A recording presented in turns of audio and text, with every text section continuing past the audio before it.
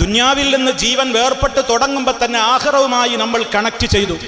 നമ്മുടെ ജീവൻ ദുനിയാവുമായിട്ട് വേർപെടാൻ ഒരുങ്ങുമ്പോൾ തന്നെ ആഖിറവുമായ ലോകവുമായിട്ട് നമ്മുടെ റൂഹ് കണക്ട് ചെയ്യപ്പെട്ടു. ദുനിയാവിലുള്ള റൂഹല്ല ആത്മാവ് പിന്നെ പരലോകത്തേക്ക് കണക്ട് ചെയ്യപ്പെട്ട് കഴിഞ്ഞാൽ ദുനിയാവിൽ കാണാത്തത് പിന്നെ നമ്മൾ കാണും. ദുനിയാവിൽ കേൾക്കാത്ത വോയിസുകൾ, ശബ്ദങ്ങൾ നമ്മൾ കേൾക്കും. ഞാനോ നിങ്ങളോ ഇന്ന് വരെ റഹ്മത്തിൻ്റെതാവട്ടെ അദാബിൻ്റെതാവട്ടെ ഒരു മലക്കിനെയും കണ്ടിട്ടില്ല. ഞാനോ നിങ്ങളോ ഇന്ന് വരെ ഒരു മലക്കിൻ്റെയും ശബ്ദം കേട്ടിട്ടില്ല. പക്ഷേ മരണത്തിൻ്റെ വേളയിൽ മുഅ്മിനാണെങ്കിലും കാഫിറാണെങ്കിലും നല്ല രൂപത്തിൽ മുഅ്മിനീങ്ങൾ മലക്കുകളുടെ ശബ്ദം കേൾക്കും, അവരെ കാണും. കാഫിറാണെങ്കിലോ ചീത്തയായ രൂപത്തിലുള്ള വേഷത്തിലും ആ രൂപത്തിലുള്ള ഭീകര രൂപികളായ നിലക്ക് മലക്കുകളെ അവരും കാണും. മലക്കുകളുടെ സന്തോഷ വാർത്തകളല്ല അവർ കേൾക്കുക, ആക്രോശങ്ങളും പഴിപറച്ചിലുകളുമായിരിക്കും അവർ കേൾക്കേണ്ടി വരിക. ഞാൻ പറഞ്ഞു വരുന്നത്, മരണത്തിൻ്റെ സമയത്തോട് ഇങ്ങനെ അടുത്ത് മരണത്തിൻ്റെ സമയത്തിലേക്ക് നമ്മുടെ ജീവനങ്ങ് അവസാനിപ്പിക്കുന്ന നേരമാകുമ്പോൾ ദുനിയാവിൽ നിന്ന് കണക്ഷൻ വിട്ടു, ആഖിറവുമായിട്ടുള്ള കണക്ഷനിൽ കണക്ട് ചെയ്യപ്പെട്ടു. ആ സമയത്ത് കാണാത്തതൊക്കെ നമ്മൾ കാണും, ചുറ്റുഭാഗത്തുള്ളവരാരും കാണില്ല. ചുറ്റുഭാഗത്തുള്ളവർ കേൾക്കാത്തത് നമ്മൾ കേൾക്കും. അവരനുഭവിക്കാത്തത് നമ്മൾ അനുഭവിക്കും.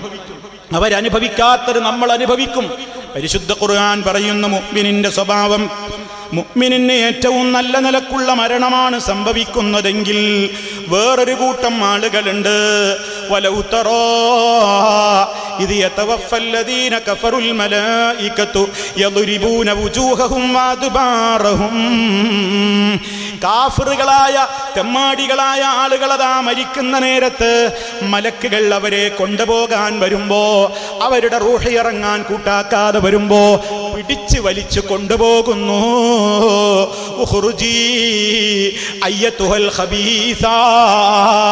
മ്ലേച്ഛമായ തെമ്മാടിയായ ചീത്തയായ റൂഹേ ഇറങ്ങ് പുറത്തേക്കെന്ന് പറഞ്ഞു വലിക്കുമ്പോ ചൂളുകയാണ്, അടിച്ചടിച്ചിട്ടാണ് അവന്റെ റൂഹിനെ കൊണ്ടുപോകുന്നത്. അതേ അൽ മലായിക യദ്രിബൂന വുജൂഹഹും വഅദ്ബാറഹും. ആ മനുഷ്യന്റെ മുഖത്തടിക്കുന്നുണ്ട്, അവന്റെ പുറഭാഗങ്ങളിൽ അടിക്കുന്നുണ്ട്. പരിശുദ്ധ ഖുർആനാ പറയുന്നത്, നമ്മുടെ ബുദ്ധിക്ക് യോജിക്കുന്നില്ല, യുക്തിക്ക് സമ്മതിക്കുന്നില്ല എന്ന് പറഞ്ഞിട്ട് മരണനേരത്ത് മലക്കുകൾ അടിക്കുന്നത് വിശ്വസിക്കാൻ എന്നെ കിട്ടൂല എന്ന് ദയവായി ഒരാളും പറഞ്ഞു പോകരുത്. കാരണം ഇത് അല്ലാഹു അറിയിക്കുകയാണ്. മലക്കുകളതാ മരണത്തിന്റെ നേരത്ത് ആ മരണത്തിന്റെ വേദനയിൽ അക്രമികൾ കിടന്നു പടയുമ്പോ മലക്കുകൾ അവരുടെ കൈകൾ നിവർത്തിപ്പിടിച്ചിട്ട് ഇറക്കടാ പുറത്തേക്ക് ആത്മാവിനെ എന്നും പറഞ്ഞിട്ട് അടിക്കുകയാണെന്ന് വിശുദ്ധ ഖുർആൻ ഓർമ്മപ്പെടുത്തുന്നു.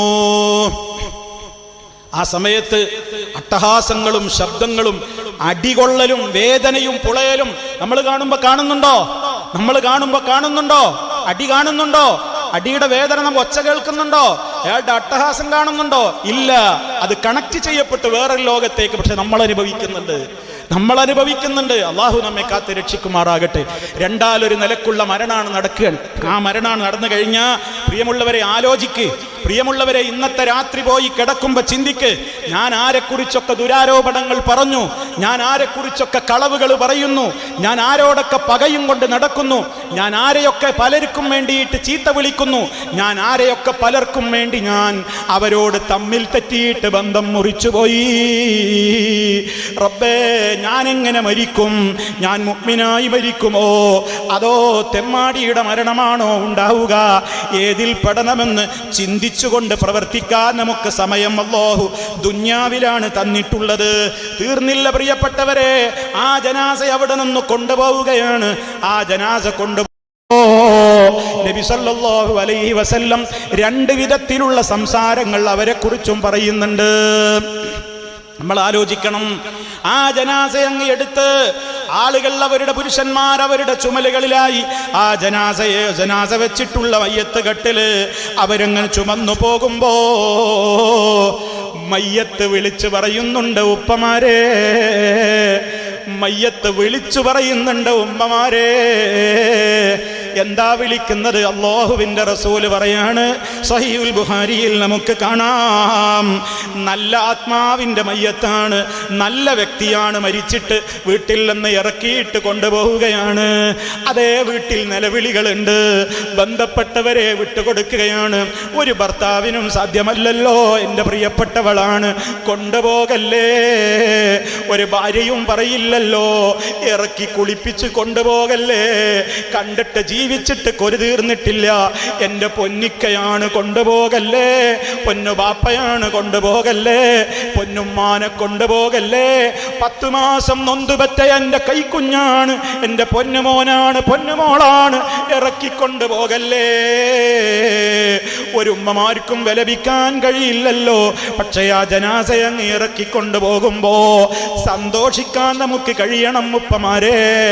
എൻ്റെ ബന്ധപ്പെട്ടയാളുടെ ജനാസ എൻ്റെ വീട്ടിൻ്റെ ഉമ്മറപ്പടിയിലൂടെ അങ്ങ് ഇറക്കിക്കൊണ്ടുപോകുമ്പോ റബ്ബേ, നിന്റെ സന്തോഷത്തിൻ്റെ കാഴ്ചകൾ കാണുന്ന ലോകത്തേക്കല്ലേ എൻ്റെ ഉപ്പ പോണത്, എൻ്റെ ഉമ്മ പോണത്, എൻ്റെ ഭർത്താവ് പോണത്, എൻ്റെ ഭാര്യ പോണത്, എൻ്റെ പൊന്നുമോള് പോണത്, എൻ്റെ പൊന്നുമോൻ പോണത് എന്ന് ആശ്വസിക്കാൻ വക വേണമെങ്കിൽ ആ മരിച്ചിറങ്ങിപ്പോകുന്ന ആ മയ്യത്ത് ജീവിച്ചിരിക്കുന്ന കാലത്ത് അങ്ങനെ ഇറക്കിപ്പോകാൻ ആവശ്യമായ നിലക്കുള്ള ഉപദേശ നിർദ്ദേശങ്ങൾ കൊടുക്കാൻ വീട്ടിൽ നമ്മൾ ശ്രമിച്ചിട്ടുണ്ടോ? അവരെ ഉപദേശിച്ചിട്ടുണ്ടോ? അവര് നല്ല ജീവിതത്തിന് വീട്ടിൽ ഇടം കൊടുത്തിട്ടുണ്ടോ?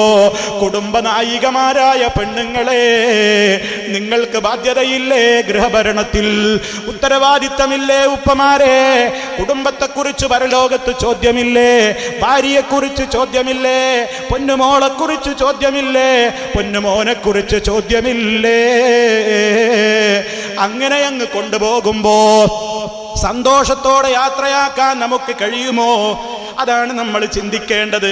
അത് വെറുതെ ചിന്ത കൊണ്ടായില്ല, അതിനിപ്പോഴേ പണിയെടുത്തോളണം. ഇനി നിങ്ങൾ നോക്ക്, നബി തങ്ങൾ പറയാണ്, സ്വാലിഹായ മയ്യത്താണെങ്കിൽ ആ മയ്യത്ത് വിളിച്ചു പറയാണ്, ഖദ്ദിമൂനി, എന്തേ ജനങ്ങളെ എന്നെ ഇട്ട് താമസിപ്പിക്കുന്നത്?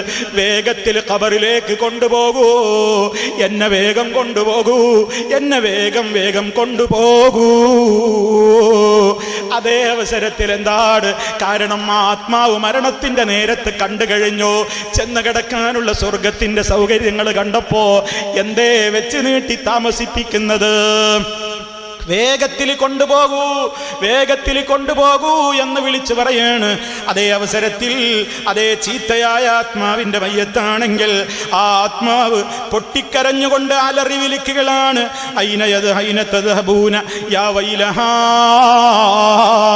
അതേ അത് വിശദീകരിച്ചപ്പോ അത് ശറഹ് കൊടുത്ത പണ്ഡിതന്മാര് പറഞ്ഞു, യാ വൈലി, എന്റെ നാശമേ, എങ്ങോട്ടാ എന്നെ കൊണ്ടുപോകുന്നത്?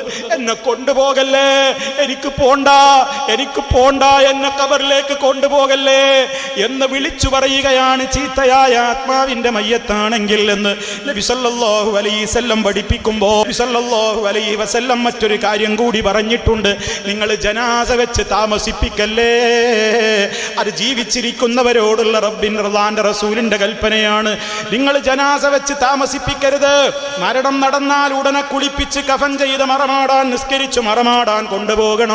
നിങ്ങൾ ജനാസ കൊണ്ട് സ്പീഡിൽ പോകണേ. എന്തേ കാരണമെന്നറിയാമോ? സ്വാലിഹായ മയ്യത്താണെങ്കിൽ അദ്ദേഹത്തിന് കിട്ടാനുള്ള നന്മ നിങ്ങളെന്തിനു മുടക്കണം? അദ്ദേഹത്തിന് കിട്ടാനുള്ള സ്വർഗീയ സുഖങ്ങളിലേക്ക് അദ്ദേഹത്തെ പെട്ടെന്നങ്ങ് എത്തിച്ചേക്കണേ. ഇനി അതല്ല, നിങ്ങൾ പേറിയിട്ടുള്ളത് ഒരു മാറാപ്പാണെങ്കിൽ, നിങ്ങളുടെ ചുമലിൽ നിങ്ങൾ ഏറ്റിയിട്ടുള്ള മയ്യത്ത് ഒരു തെമ്മാടിയാണെങ്കിൽ, അവൻ ലഹരിയുടെ ആളായിരുന്നു, അവൻ ചീത്തയുടെ വക്താവായിരുന്നു, അവൻ വ്യഭിചാരിയായിരുന്നു, അവൻ പലിശക്ക് കടം കൊടുക്കുന്നവനായിരുന്നു, അവൻ പലിശയിലൂടെ ധനം വാങ്ങിയവനാണ്, അവൻ മാതാപിതാക്കളെ അനുസരിക്കാത്തവനാണ്, അവൻ സക്കാത്ത് കൊടുക്കാത്തവനാണ്, അവൻ നേരത്തെ നിസ്കരിക്കാത്തവനാണ്, അവൻ കണ്ണുകൊണ്ട് ഹറാം കണ്ടവനാണ്, അവൻ കാതുകൊണ്ട് ഹറാം കേട്ടവനാണ്, അവൻ ലഹരിക്ക് അടിമയായവനാണ്, അവൻ തോന്നിവാസിയായി ജീവിച്ചവനാണ്, അവൻ റബ്ബിനെ വെല്ലുവിളിച്ചവനാണ്, അവൻ റസൂലുള്ളാഹിനെ ചീത്ത പറഞ്ഞവനാണ്, അവൻ റസൂലുള്ളാഹിന്റെ ഭാര്യമാരുടെ പേരിൽ വ്യഭിചാരാരോപണം പറഞ്ഞവരാണ്, റസൂലുള്ളാഹിനെ തെമ്മാടിയായി ചിത്രീകരിച്ചവരാണ്.